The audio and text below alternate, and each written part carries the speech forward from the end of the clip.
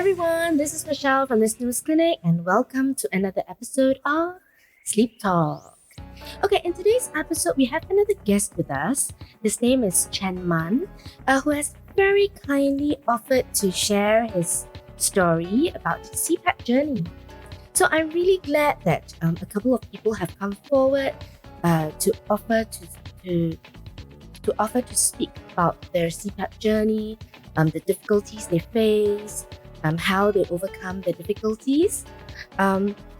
It's good because I think it really helps new users to know that, hey, whatever you're going through, these people have been there, done that, and they survived and they're happily using the CPAP now. So don't give up.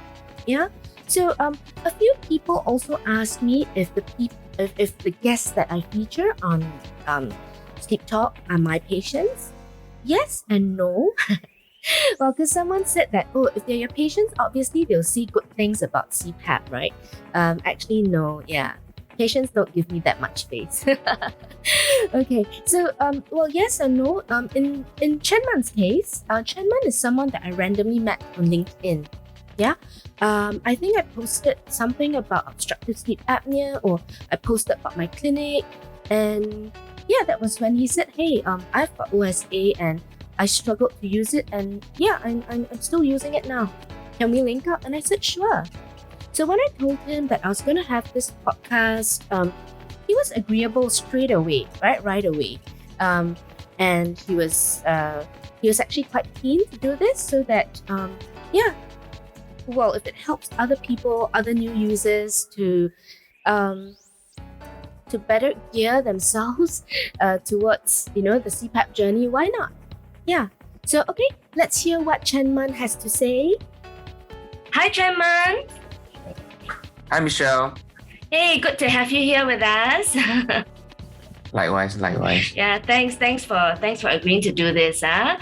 Okay, so just to let the listeners have a bit of background, Chen Man is someone whom I randomly met on LinkedIn, and I think it's because I posted something about obstructive sleep apnea, right? Or some post, something like that. Yeah. That's right. And he actually connected and he said, oh, I'm on the CPAP, and it's good because I think he's shared some of his experiences with me, and from time to time he does ask me some questions which I try to clarify.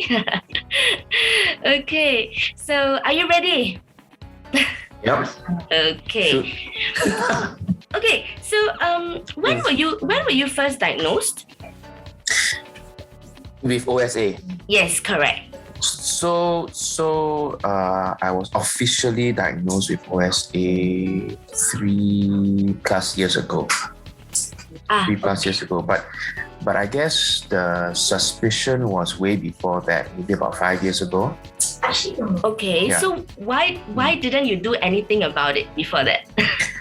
Okay, so I only went for one sleep test 5 years ago, and then it said that it was just mild to moderate OSA.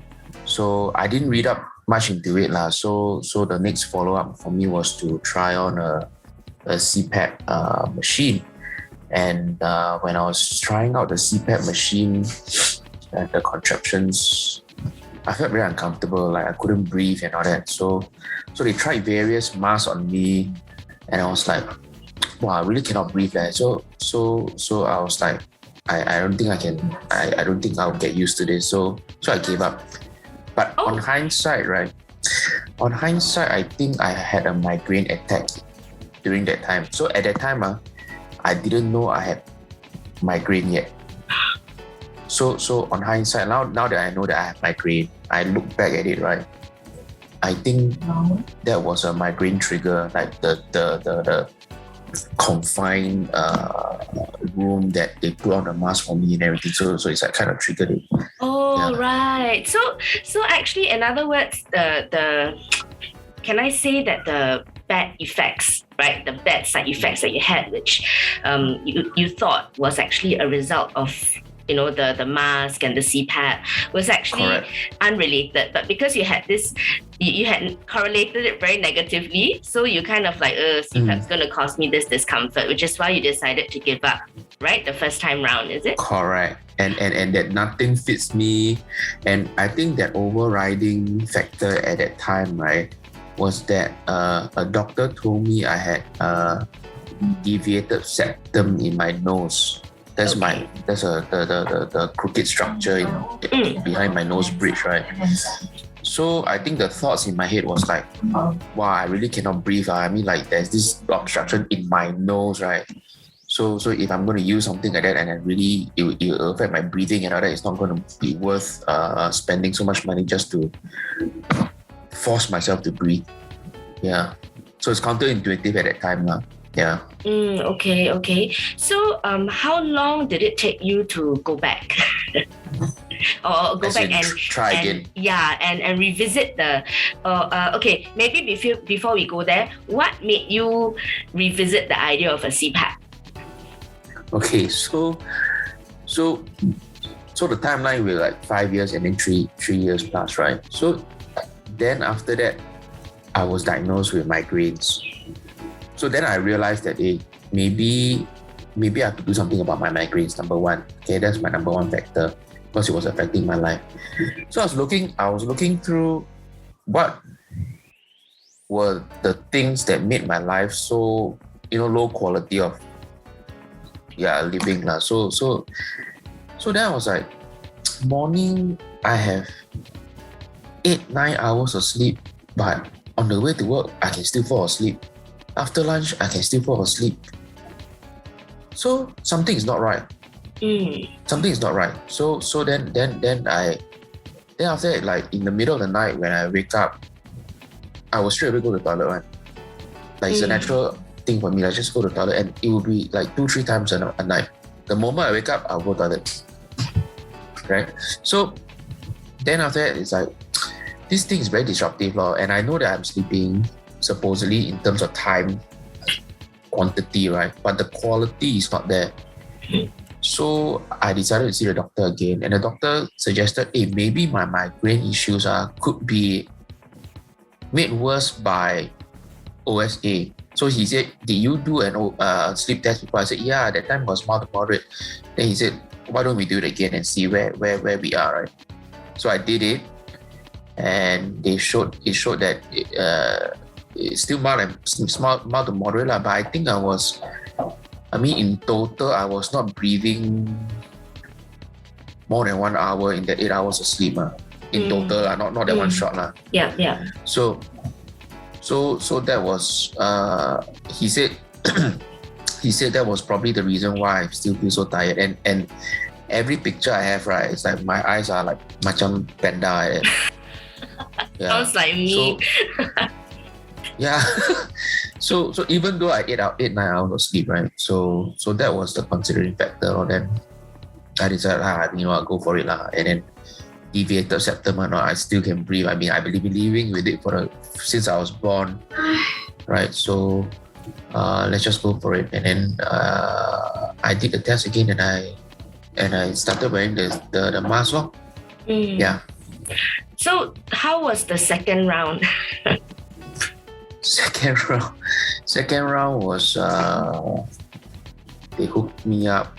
It was at SGH, and I did all my tests there. And then after that, I wore the mask.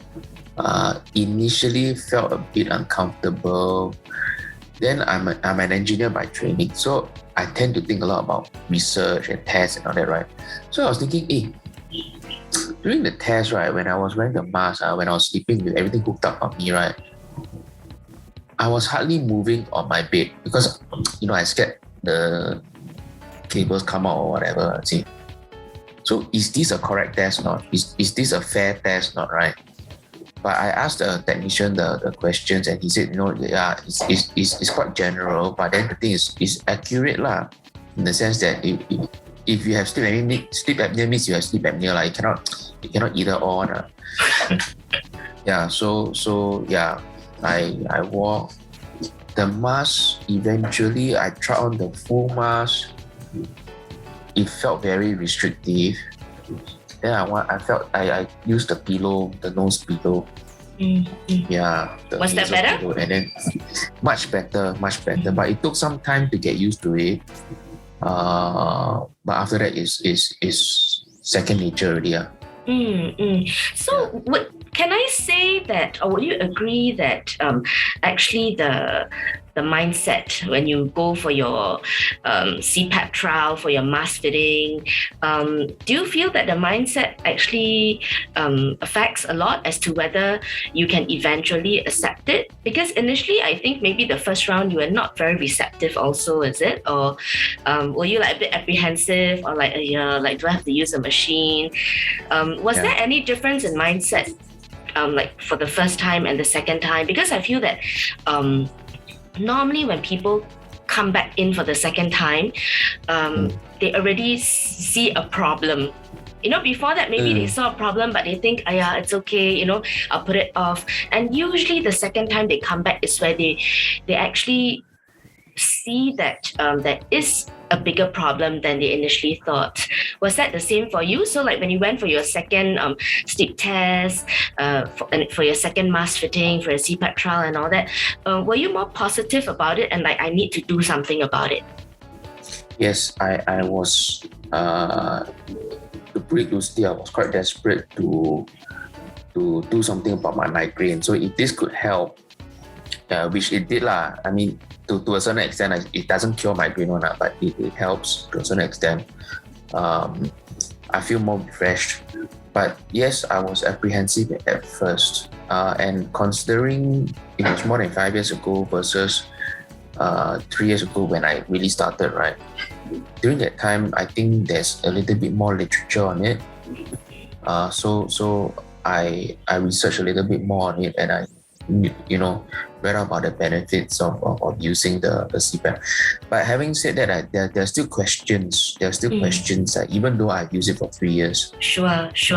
I think it's quite normal. We're not saying that once you start the CPAP and you're good on it, you will not have any issues down the road and all, and all that. So I think most of the time, like even with my patients, right, I will actually tell them, hey, okay, it's good that everything has stabilized. It's good that you're benefiting from it. But there's a chance that down the road, things may change, right? Well, maybe like we grow fatter. At least I keep growing fatter by the year. And when that happens, your apnea might be worse. Your AHI, apnea-hypopnea index may get worse down the road. So I usually tell the patients to please go back for review. In my case, because we do it via WhatsApp, right? So I'll always tell them to come back to me whenever they have issues. Are you following up with SGH still, or?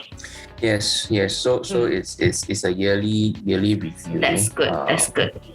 A quick one. I mean, I've been using faithfully and religiously the CPAP for three plus years. In fact, the comment from the doctor was like, "Wow, you are one of the very few that really use every night." Yes. So well I said, done. There are people who don't use it every night. I use it every night. So maybe out of the 3 years plus, maybe 4 nights I didn't use because I had a blocked nose. Wow. Okay. Yeah. So sadly, we do see people who buy it, or who did the trial. The trial didn't actually show very good outcome, and usually for these patients, I'll tell them, no, I don't suggest you buy the machine. But unfortunately, some of these patients will say, no, I need the machine. But I think there has to be a line drawn between buying the machine and using the machine. Using it, yeah. Yeah, correct. You can buy and put it under your bed for like 5 years, but that's not going to help, your OSA. And so I think it's good that you have diligently used it without fail. And I think 4 days off is it's very, very impressive. I'll be impressed if I was your sleep therapist or your sleep tech. Yeah. So okay, you said you still have some questions. Okay, I am going to be a bit adventurous and try to answer some of these questions that you have. So, shoot. Okay, before that, right? Actually, Okay. expanding on what you mentioned in the last statement, right? Actually, it's a chicken and egg thing in terms of like, using it every day and everything. Because I noticed that so the underlying thing is that everybody is made differently and everybody got different energy levels and all that, right? Whether we get fatter or not, right? I feel that because you have quality sleep, it makes you a little bit not a lot more, but a little bit more refreshed. And because you're more refreshed, you are more energetic, and it allows me at least, right, to go for morning walks. So it's a chicken and egg thing. So if I were not using it, my quality of sleep will go down. Then I feel so sian. Then I wouldn't walk and everything. Then I therefore go fat.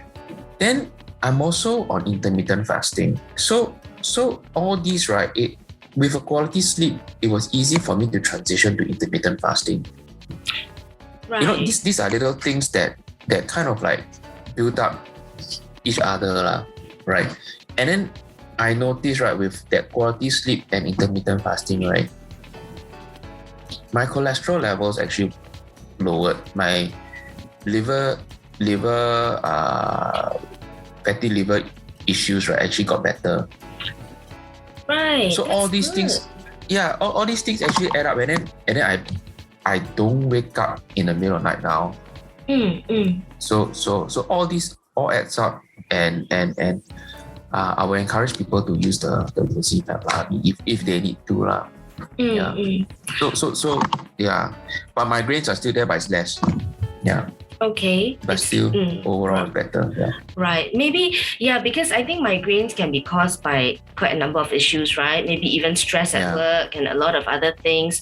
So Correct. At least it's lessened. Maybe it's lessened the part that was caused by your obstructive sleep apnea. Yeah, that was contributed. The sleep quality. Yeah. Correct.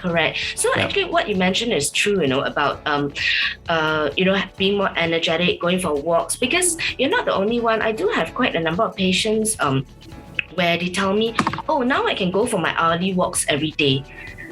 Or even if they don't tell me that, it's always the spouse that tells me, hey, now he jumps out of bed. He jumps out of bed on a Sunday and he says, hey, let's go for a walk. Whereas before the CPAP, this person was always like, no, I haven't had enough sleep. Give me a bit more time.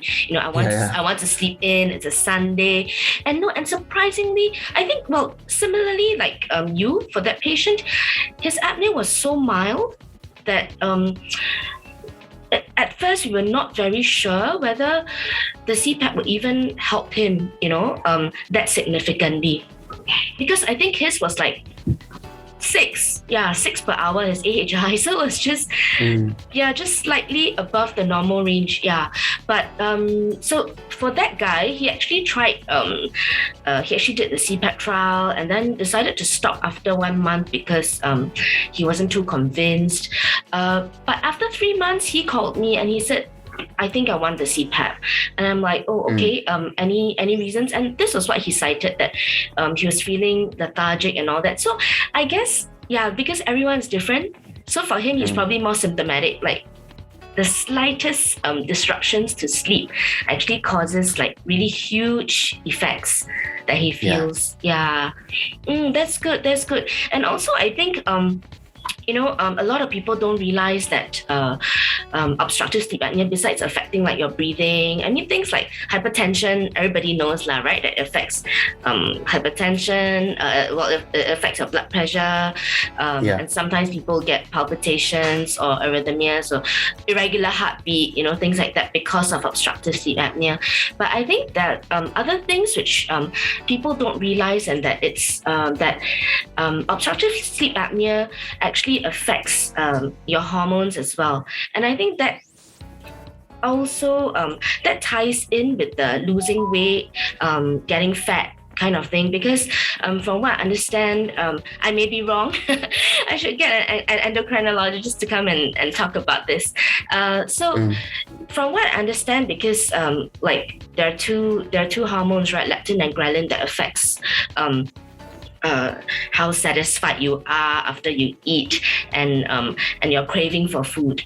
So when you do not go into deep sleep, which is where your body repairs itself, and the hormones are regulated and all that, people tend to wake up craving for food or being dissatisfied after they eat. So they tend to keep craving for more food, just to satisfy themselves. And at least that's what I read somewhere.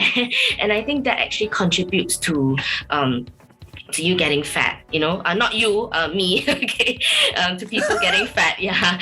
And I think, yeah, like what you mentioned, sometimes it's a vicious cycle, because then when someone gets fat, right, and then you have more fatty tissue, and then your obstructive sleep apnea gets worse. And it gets worse, and if it's not addressed, right, your OSA gets worse, you start to crave for more food. So it just goes on and it doesn't end. So I think like what you mentioned, it's actually a multi-pronged thing, where you can't, for some people, especially those who are pretty obese and all that, especially those that they need to actually address it from different angles, and not that I lose weight and everything will be good again, everything will be nice and rosy. Yeah. So you brought up a really good point about the fact that, it's not just, it's actually a few factors contributing. Yeah, and that we need to look at it as a whole. So in your case, yes, your diet and all that, your intermittent fasting, which is good, yeah, because I guess diet does affect, in fact, diet, besides helping you to lose weight, sometimes if you're on high salt diets, it actually causes more sleep fragmentation at night as well. Yeah. So good. Okay, so anything else you'd like to share or okay. Yeah. so I noticed that if sometimes in the weekend afternoons I take naps, right, and this is without the CPAP, just take naps on my couch or whatever, then I would know that I'm snoring or like I'm gasping, right? So it's been 3 years of using it religiously. So first question is, do people get addicted or over-reliant on a CPAP machine or not? That's number one. Number two is, how serious can my obstructive sleep apnea, after so much use, right? That nap, I mean, how serious can it get? How serious can it get, as in during your nap? Yeah, like will I really not breathe for like a long period of time or whatever, or it's just during the nap, is it? That kind of thing. Yeah. During the nap. Yeah. Okay. Yeah. So let's answer the first question first. I will try to answer this. I'll try to answer it, but at the end of this whole sleep talk series, I'm also going to have like an FAQ, a myth buster thing for some of the ENTs and some of the doctors to address. So I will answer your question as much as I can, but I think the doctors may be able to answer better. So stay tuned for the end episode. Yeah. Okay. So you were asking whether you get over-reliant or addicted to it, right? Okay, so what are your fears actually? Is your fear that you would actually not be able to breathe on your own, like down the road, or that if you stop using one day, or it's like if you stop using one day, you're gonna die in your sleep or something? Is that what you're afraid of? Yeah, but also the other way of looking at it is like, is there a way where we will eventually wean off the CPAP machine, or is this a lifelong sleep partner? Yeah, okay. Yeah, it's your lifelong sleep partner, your lifelong bed partner, okay? Unless, of course, you have other interventions, like surgical interventions along the way. But of course, I think like so far, the ENT surgeons that I've spoken to, that I've interviewed, they always feel that as long as CPAP is working good for you, stay that way. Yeah, so I think, well, because obstructive sleep apnea is something which is structural, right? It doesn't it doesn't get cured, or it doesn't, if you have, for example, if you have like enlarged tonsils or something, it doesn't shrink after using the CPAP, you know. Yeah. Or like if it's the soft palate that is flopping down, you know, that whenever you fall asleep, there's no way that there's no way that would improve and it would suddenly become like, wow, really strong and be able to hold up.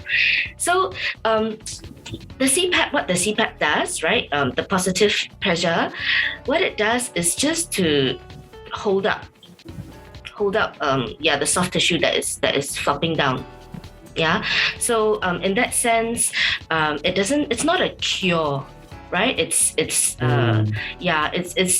a way to help you to breathe better, to open your airway, and to make sure that, you know, your airway is patent throughout the night.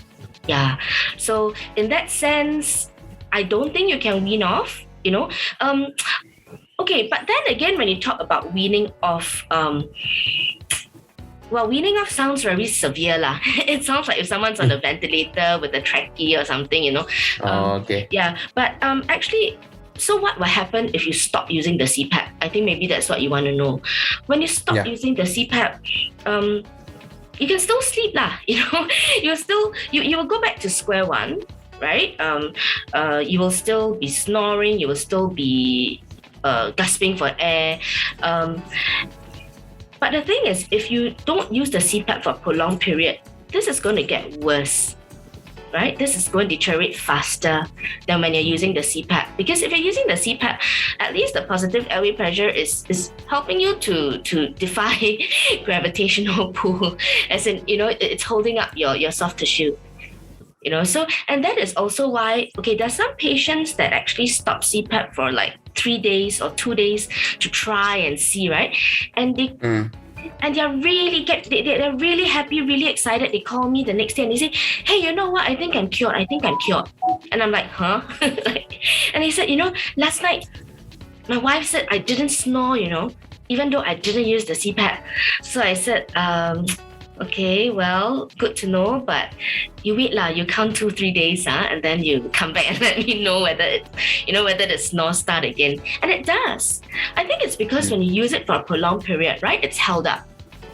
So it's kind of, I don't know what you call it. Is it muscle memory or something where it holds up maybe for a night, a day or so. And then as time passes, right, it would slowly slowly drip down again. Yeah. So I get what you mean. Yeah. So during naps, I think for naps, well, to be honest, some people take naps and they feel very refreshed even without the CPAP.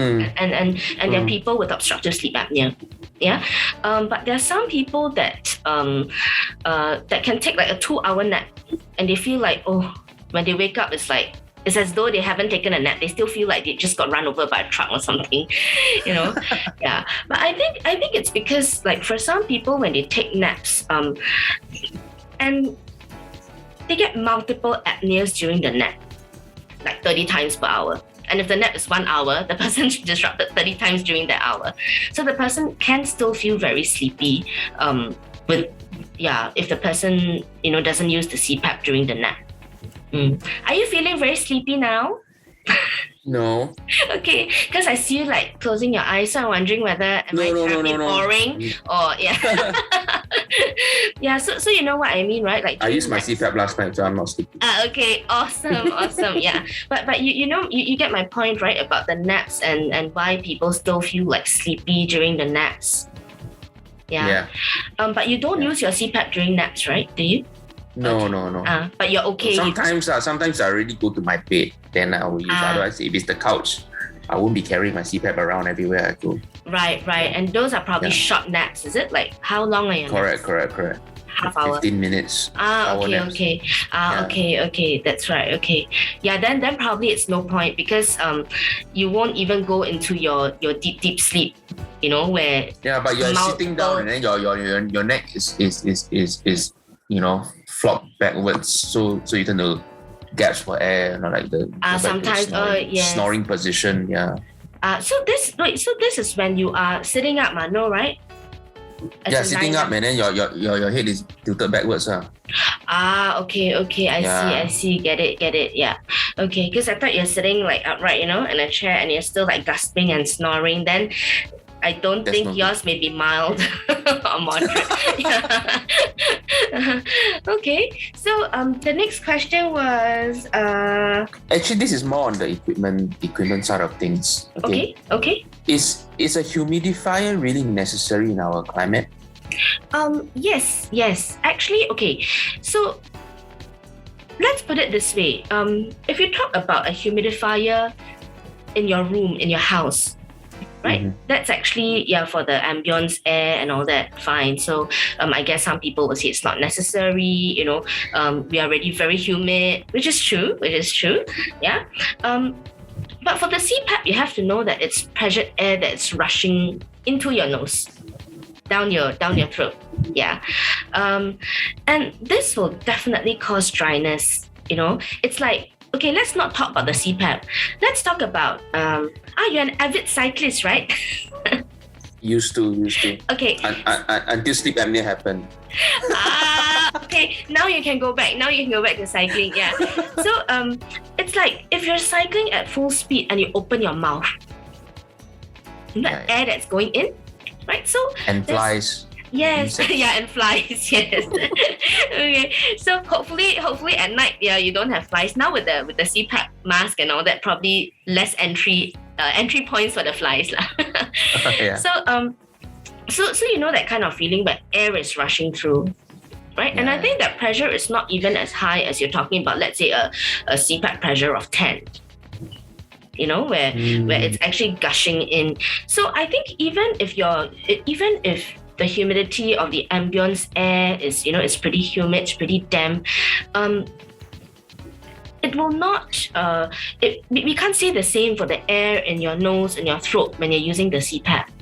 So I think what the humidifier is trying to do is to actually or what we are trying to do by asking to use the humidifier is to ensure that the air that goes in has got the same natural humidity, that same moisture, that same moist air that usually goes in and out of your nose, of your throat, when you're not using the CPAP, under normal conditions. Yeah, because I think the air that goes in and out, it's naturally a bit moist. Yeah, when it's in our body. Yeah. And now that you mention it right now, I realized that that there are times when I refill the humidifier with water, and there are times that I forget about it. Because it's about once every few days, right? Mm. I noticed the times when the humidifier is used, right? Actually, there's no residue in your nose, right? Or no, you know what I mean? Like the pisai. Okay. I noticed that, When on days So that you use a humidifier, is it? Yeah. Okay. I wonder whether there's a correlation to it now that you mentioned it.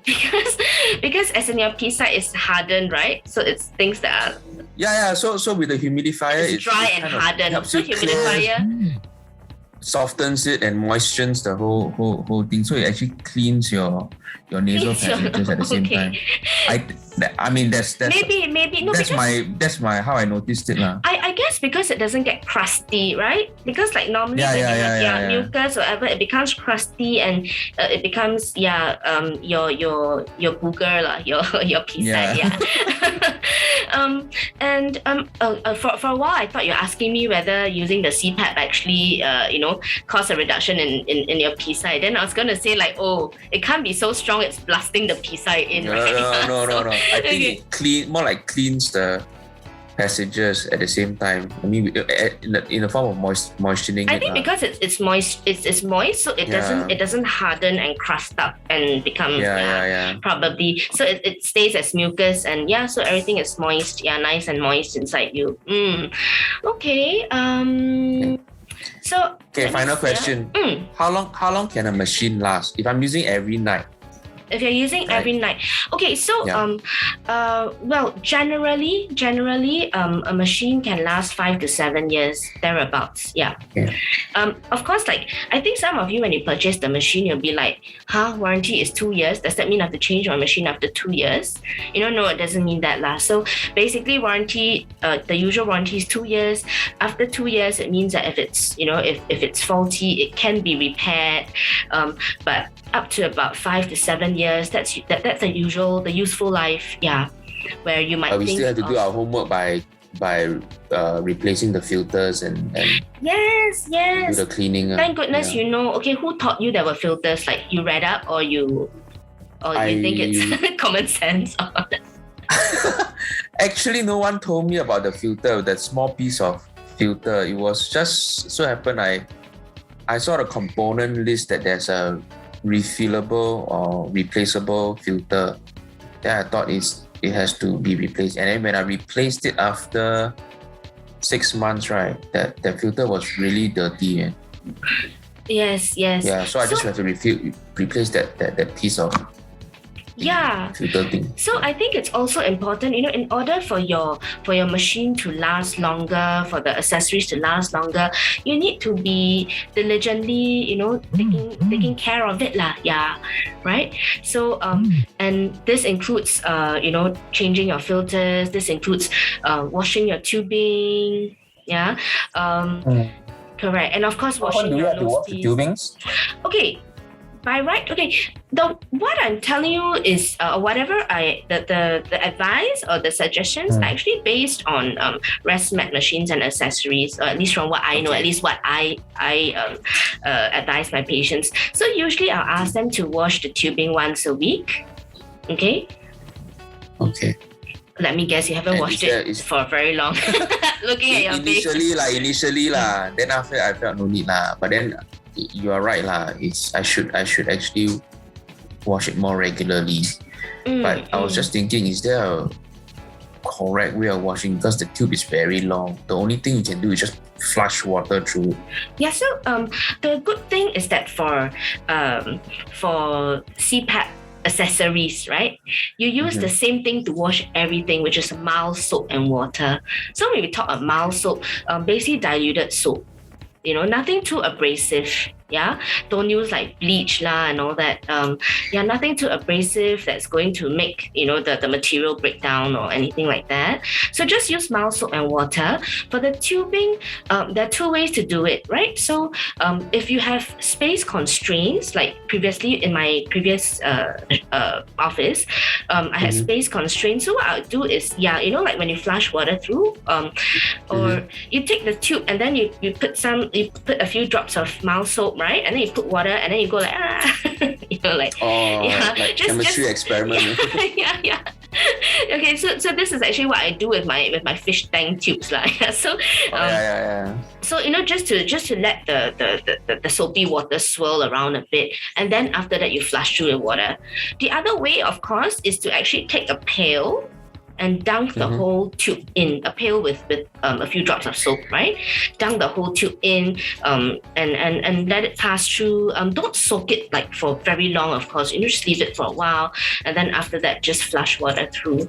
Yeah. So I think that's the usual, the easiest ways I will get my patients to do it. Of course, online there are some tools like a brush attached to a very long chain or a very long string. I think you can use that if you feel that the tubing needs a scrub. Yeah. Okay. But anyway, according to manufacturers, the tubing should be changed, I think, once a year also. But of course, I think usually we focus a lot on visual inspection, right? If it still looks okay, if it's, I think it can last a bit more. But the recommended time that you should be changing your tubing would be like once a year. Same thing for the humidifier chamber. Okay? Is your humidifier chamber still nice and clean, or do you have like brown, white? Still nice and clean. Okay, good. Okay, yeah. No fishes inside. Thank goodness. And no floating stuff. No. Okay, because yes, there's some people, humidifiers, who are in an awful, horrendous very scary state when they actually bring it back to me, because they have not washed that humidifier since they bought the machine like 3 years ago. They haven't changed the water. So what they do is water goes down, they top it up. Water goes down, they top it up. Yeah, so there's a patient who brought his machine to me, and it had floating stuff like this biofilm that was coating the whole thing. It was floating. Yeah. Yeah, I've got a lot of horror stories which I will share in another episode. Yeah, because I've seen mask that is filled with algae as well. The mask was green. Not naturally green. Wow. Yeah, but because the patient has had the mask for 8 years apparently and hasn't washed it and thinks it's okay. So yeah, just checking on your humidifier chamber. Yeah. So for humidifier chamber, it's very simple. You know, sometimes I think because you use distilled water, that's why it's still good, right? Is it you use distilled water or filtered water? Filtered water. Okay. Actually, that's pretty okay. And of course, plus the frequent washing and all that. But should your humidifier chamber have what you call, is it scaling? Is that what they call it? The white color? Yeah, those. Yeah, like in your kettle, right? Like in your kettle. What you can do is actually just mix 1 part white vinegar with 10 parts water, warm water, and just soak it, and it all comes off. Yeah, and use a little toothbrush if it comes to that state one day, but hopefully not. Okay. So far it's okay. Stay diligent in maintaining all your stuff, and of course in using your CPAP. Yeah. Any other questions? That's all from me. I think it's been very fruitful.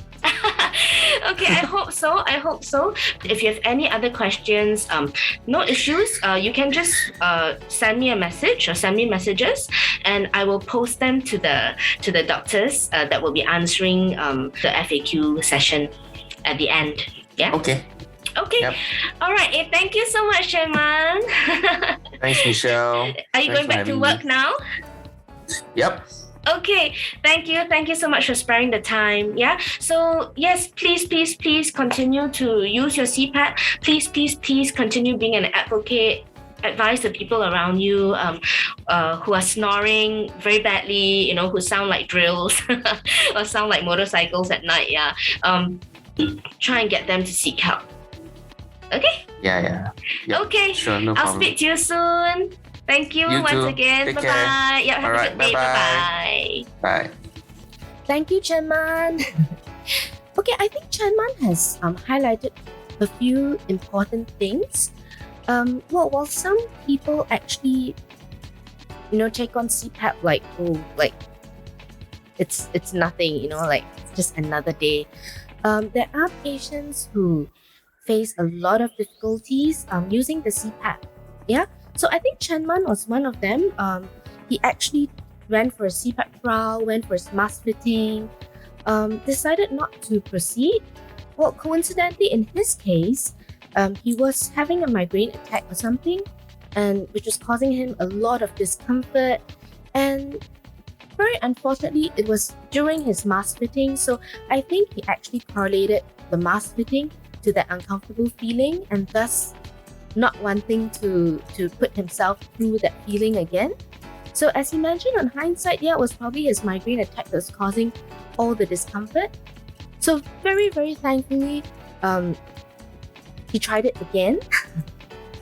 In his attempt to address his migraine attacks, because he heard from the doctor that his obstructive sleep apnea may be contributing to his migraine attacks. So he tried it again, and he's very, very diligently using it daily.